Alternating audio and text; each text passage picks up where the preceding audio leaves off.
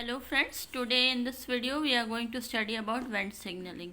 ठीक है, तो सिग्नलिंग को जस्ट पैराग्राफ वाइज आप मत स्टडी कीजिएगा इसको। The way I am telling you, better read in that way so it will become easy for you. Okay, so सबसे पहला है वेंट सिग्नलिंग। ये थोड़ा सा एक कॉम्प्लेक्स टॉपिक है जो मोस्ट ऑफ द टाइम हम कंफ्यूज हो जाते हैं वेंट सिग्नलिंग और हेजहॉग सिग्नलिंग को लेके। So will see in this video. Okay, so signalling जब भी आप पढ़ोगे कोई भी सिग्नलिंग, सबसे फर्स्ट स्टेप है आपको उस सिग्नलिंग के कंपोनेंट क्या है। ठीक है, तो लास्ट वीडियो अगर आपने ओवरव्यू ऑफ सिग्नलिंग देखा होगा, अगर नहीं देखा है तो go to my playlist and watch that first. तो सिग्नलिंग में 3 स्टेप होती है। सबसे पहली होती है आपकी रिसेप्शन, देन आपका होता है ट्रांसडक्शन और फिर रिस्पॉन्स होता है। ठीक है, तो इसमें अलग अलग मॉलिक्यूल होते हैं। लाइक रिसेप्शन में लिगेंड एंड रिसेप्टर होता है, ट्रांसडक्शन में जो है डिफरेंट ट्रांसड्यूसिंग मॉलिक्यूल होते हैं, रिस्पॉन्स में कौन कौन से जीन एक्सप्रेस हो रहे हैं। तो इसी स्टेप को फॉलो करते हुए आप इसे कंपोनेंट याद रखिए, तो it will become very easy for you. So coming to the signalling, so here in Wnt signalling, ये सिग्नलिंग सबसे पहली बात तो वेंट यहाँ पे एज अ लिगेंड है, तो इस सिग्नलिंग का नाम लिगेंड के बेस पे रखा गया है। दूसरी चीज़, this is a paracrine signalling, 2 neighbouring cell के बीच में ये सिग्नलिंग चलती है, तो ये एक इम्पॉर्टेंट चीज़ है। नेक्स्ट, यहाँ पे जो लिगेंड है दैट इज़ वेंट।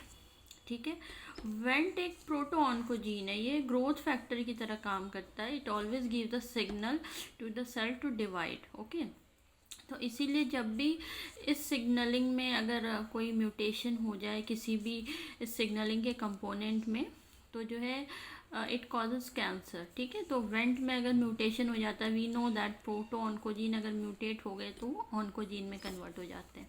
ठीक है, तो little bit information about went. Now इसका जो रिसेप्टर है वो फ्रिजल्ड रिसेप्टर होता है। ठीक है, फ्रिजल्ड जो होता है ये जीपीसीआर फैमिली से बिलोंग करता है। जो जितने भी रिसेप्टर जीपीसीआर में होते हैं ना, ट्रांस मेम्ब्रेन रिसेप्टर्स होते हैं मल्टीपास, तो फ्रिजल्ड भी कुछ उसी के जैसा है। Just you have to remember it is a kind of GPCR receptor.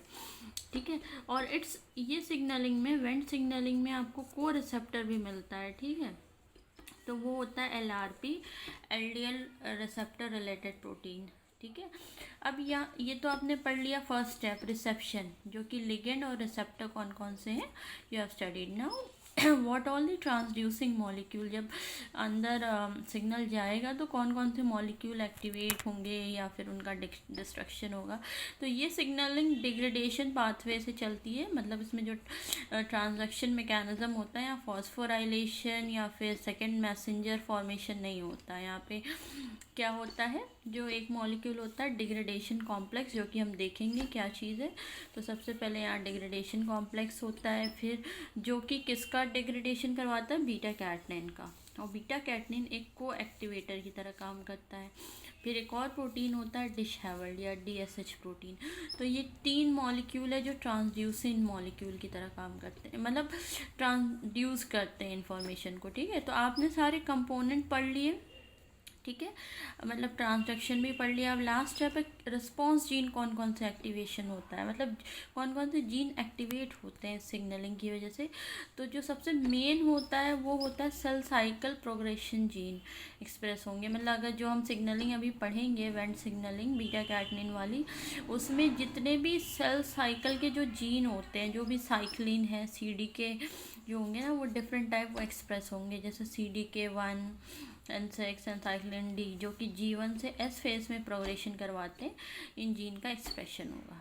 तो ये क्लियर हो गया आपको इसके component. Now little bit about Wnt signalling जो होती है। सबसे पहले वेंट मॉलिक्यूल जो होता है सबसे पहले ड्रोसोफिला में डिस्कवर किया गया था, वेंगलस, और उसका होमोलॉग फिर बाद में हमने वर्टिब्रेट्स में देखा था। फिर बीटा कैटनिन जो है ये वर्टिब्रेट्स में हम बीटा कैटनिन कहते हैं, जबकि ड्रोसोफिला में इसे आर्माडिलो कहा जाता है। ठीक है, अब जो वेंट सिग्नलिंग होती है आपकी, पहले आप ये देख लो। वेंट सिग्नलिंग जो होती है ना, 2 टाइप की होती है। एक होती है कैनोनिकल पाथवे, या इसको हम कहते हैं default pathway. Default means normal condition, मतलब नॉर्मली यही चलेगा। डिफ़ॉल्ट सेटिंग होती है ना आपके सिस्टम में या मोबाइल में, तो मतलब ऑल पहले से ही यही चलेगा, ठीक है, कैनोनिकल नॉर्मल कंडीशन में। दूसरा होता है नॉन कैनोनिकल पाथवे, जो नॉर्मली नहीं चलता, हमेशा नहीं चलता, कुछ स्पेशल सिचुएशंस में चलता है। तो दोनों में डिफरेंस क्या है? कैनोनिकल पाथवे जो होता है वो बीटा कैटेनिन डिपेंडेंट पाथवे होता है। इस पाथवे में बीटा कैटेनिन को जो है प्रोटेक्ट किया जाता है और इसका लोकलाइजेशन करवाया जाता है न्यूक्लियस में, ठीक है। बीटा कैटेनिन मतलब ये पूरी सिग्नलिंग बीटा कैटेनिन के ऊपर डिपेंडेंट होती है, ठीक है। जबकि आपकी जो प्लेनर नॉन कैनोनिकल पाथवे है, इसमें दो टाइप है, एक प्लेनर पोलैरिटी पाथवे है और एक वेंट कैल्शियम डिपेंडेंट पाथवे है, ठीक है। तो ये दोनों जो हैं पूरा, ये नॉन कैनोनिकल, ये बीटा कैटेनिन इंडिपेंडेंट पाथवे है, मतलब इसमें बीटा कैटेनिन का कोई रोल नहीं है, ठीक है। तो सबसे पहला हम पढ़ेंगे बीटा कैटेनिन पाथवे, ठीक है, जिसमें बीटा कैटेनिन का रोल होता है। तो वो जो पाथवे होता है उसका जो फंक्शन है, मतलब उससे उस सिग्नलिंग से क्या क्या फंक्शन होंगे, मोस्टली जितना भी एम्ब्रियोनिक प्रोसेस है आपकी, axis patterning, body axis pattern जो फॉर्मेशन होता है, लिम्ब एक्सेस फॉर्मेशन जो होता है, सेल प्रोलिफरेशन होता है, डिफरेंट टाइप के ऑर्गन डेवलपमेंट होते हैं, वो सारे के सारे आपको वेंट सिग्नलिंग के थ्रू दिखेंगे। सेल प्रोलिफरेशन अभी देखा हमने, और क्योंकि ये सेल की ग्रोथ करवा रहा है, तो अगर इस सिग्नलिंग का अप रेगुलेशन हो गया तो ये कैंसर कॉज कर देगा, ठीक है। तो अब हम पढ़ते हैं आपका जस्ट अ मिनट, ओके। अब हम पढ़ेंगे सबसे पहले जो हमने ये पढ़ा था ना, डिग्रेडेशन कॉम्प्लेक्स होता है इसमें, इसके सिग्नलिंग कंपोनेंट में, ठीक है, ये डिस्ट्रक्शन कॉम्प्लेक्स। तो ये क्या चीज़ है, ठीक है। तो डिस्ट्रक्शन कॉम्प्लेक्स बहुत सारे प्रोटीन कॉम्प्लेक्स से मिलके बना होता है। तो इसमें क्या क्या चीज़ें होती हैं? सबसे पहला होता है एक मॉलिक्यूल एक्सिन, ठीक है। ये एक्सिन जब इस डिस्ट्रक्शन कॉम्प्लेक्स या डिग्रेडेशन कॉम्प्लेक्स को एक्सक्यूज़ मी, जब अपना फंक्शन शो करना होता है, तो ये पूरे असेंबल होते हैं एक साथ, एक कॉम्प्लेक्स बनाते हैं और फिर फंक्शन शो करते हैं। तो सबसे पहला जो प्रोटीन होता है जो कि आके रिसेप्टर से बाइंड होता है, उसे हम कहते हैं एक्सिन। एक्सिन एक स्कैफोल्ड प्रोटीन है, मतलब ये एक प्लेटफॉर्म प्रोवाइड करवाता है जिस पे बाकी सारे प्रोटीन आके बाइंड करेंगे। नेक्स्ट प्रोटीन, इस एक्सिन पे अब जो प्रोटीन आता है नेक्स्ट, एपीसी, ठीक है। एपीसी एक ट्यूमर सप्रेसर जीन है, ठीक है। तो ये मोस्टली जो है उसमें देखा गया था कॉलन कैंसर में, इसीलिए इसका नाम भी एंटी पॉलिप कोलाइटिस और एडिनोमेटस पॉलिप्सिस कोलाइटिस, जब कॉलन कैंसर हुआ था तो इसमें म्यूटेशन देखा गया था, उसके बेसिस पे नाम दिया गया है, ठीक है। तो ये एक लार्ज प्रोटीन कॉम्प्लेक्स है, आपको दिख रहा है। एपीसी एक बहुत बड़ा सा प्रोटीन है जो क्या करता है, एक एंड से तो बीटा कैटनिन से बाइंड करेगा, मतलब इसके एक एंड पे बीटा कैटनिन बाइंडिंग मोटिव्स होंगे और दूसरे एंड से ये एक्सिन से बाइंड करेगा, ठीक है, क्लियर हुआ। अब इस एपीसी के बाइंड होते ही यहाँ पे कुछ और प्रोटीन आएंगे जो कि काइनेज की तरह काम करेंगे, like casein kinase, CK2 alpha 1 alpha करके आएंगे, फिर GSK3 बीटा, तो ये सारे सीरिन थ्रियोनिन काइनेज है, ये आएंगे। तो जैसे ही बीटा कैटनिन हम एपीसी पे आया, बाइंड किया, तो इसका फॉस्फोराइलेशन हो जाएगा बीटा कैटनिन का, ठीक है। तो ये फॉस्फोराइलेशन में हेल्प करते हैं। उसके बाद क्या होगा, इस फॉस्फोराइलेटेड बीटा कैटनिन से फिर एक प्रोटीन बाइंड करेगा जिसको बोलते हैं बीटा TRCP, जो कि E3 यूबिक्यूटिन लाइगेज है। ये एक जो अगर आपने पढ़ा होगा, प्रोटीन डिग्रेडेशन के दो मेथड है, एक लाइसोसोमल डिग्रेडेशन होता है, मतलब जहाँ पे लाइसोसोम डिग्रेड करेगा, दूसरा होता है प्रोटियोसोमल डिग्रेडेशन, ठीक है, जहाँ पे प्रोटियोसोम में प्रोटीन को भेजा जाता है यूबिक्यूटिन का टैग लगा के। तो उसी का एक कंपोनेंट है, सब यूनिट है E3 यूबिक्यूटिन लाइगेज। तो ये आके फॉस्फोराइलेटेड बीटा कैटनिन से बाइंड करेगा। तो ऑलवेज रिमेंबर, ये नॉर्मली बीटा कैटनिन से नहीं बाइंड करेगा, ये सिर्फ फॉस्फोराइलेटेड कंडीशन में बाइंड करेगा। और बीटा कैटनिन का फॉस्फोराइलेशन भी तभी होगा जब वो एपीसी से बाइंड हुआ है, ठीक है। और फिर ये इसका यूबिक्यूटिन टैग लगा देगा और इसको डिग्रेड कर देगा बीटा कैटनिन को। तो अगर बीटा कैटनिन नहीं प्रेजेंट है तो फिर जो भी आपका जीन एक्सप्रेशन करवाना है वो नहीं होगा, ठीक है। तो ये एक डिग्रेडेशन कॉम्प्लेक्स है जो बीटा कैडनिन को डिग्रेड करता है। एक चीज़ और याद रखनी है आपको कि एपीसी और बीटा कैडनिन में अगर म्यूटेशन हो जाता है तो वो कैंसर कॉज कर देगा। कैसे होगा? एपीसी तो ट्यूमर सप्रेसर है। कैसे? ये क्या करता है, ये बीटा कैडनिन से बाइंड कर के रखेगा।